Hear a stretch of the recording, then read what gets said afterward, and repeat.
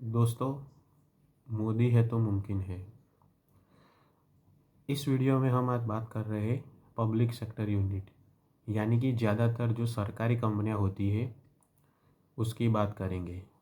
लेकिन उससे पहले एक बात जान लें कि जो पॉलिटिक्स है भारत की, खास करके मोदी विरोधी पार्टियां, उसने पिछले 10 सालों में बहुत झूठ फैलाया कि मोदी सरकार सरकारी कंपनियां बेच रही है या तो फिर प्राइवेट प्लेयर्स को दे रही है, यानी कि निजीकरण कर रही है। लेकिन दोस्तों, आज आज मैं आपको जो सच्चाई है वो बताने की कोशिश करूँगा।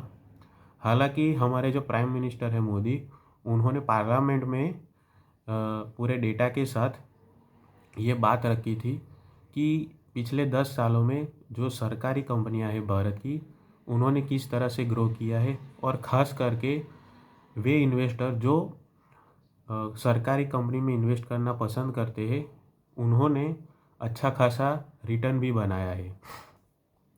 तो दोस्तों, हम सरकारी कंपनियों की बात करें तो 5 PSU ऐसे हैं जो 5 गुना से बढ़कर 15 गुना तक हो गए।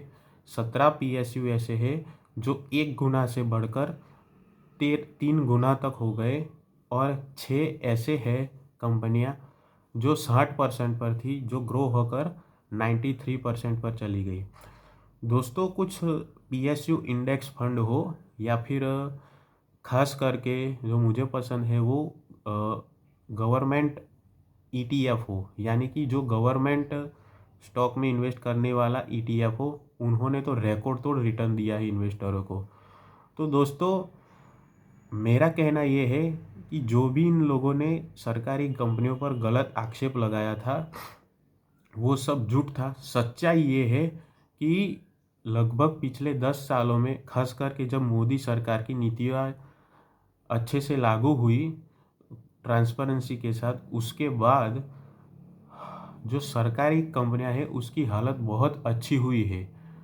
इतना ही नहीं, BSE का मार्केट कैप 81 लाख करोड़ था, उससे बढ़कर 400 लाख करोड़ तक हो गया है। दोस्तों, ये कोई छोटी बात नहीं, ये अच्छी और बात होती है। लेकिन कहने की बात यह है कि जब भी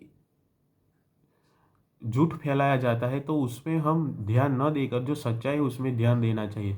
दोस्तों, अगर हमने झूठ मान लिया होता और सरकारी ETF हो या सरकारी बैंकिंग हो या सरकारी कंपनियों में इन्वेस्ट नहीं किया होता, तो शायद हम हमारा पैसा भी ग्रो नहीं कर पाते।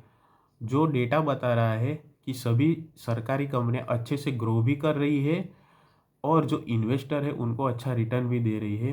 तो हमें आने वाले दिनों में खास ध्यान रखना चाहिए कि कोई भी किसी भी प्रकार का झूठ फैलाता हो तो उसमें ध्यान नहीं देना चाहिए। हमें जो रियल डेटा है उसको एनालिसिस करना चाहिए और अपनी सूझबूझ के साथ इन्वेस्ट करके अच्छा रिटर्न भी हमें निकालना चाहिए। Thank you.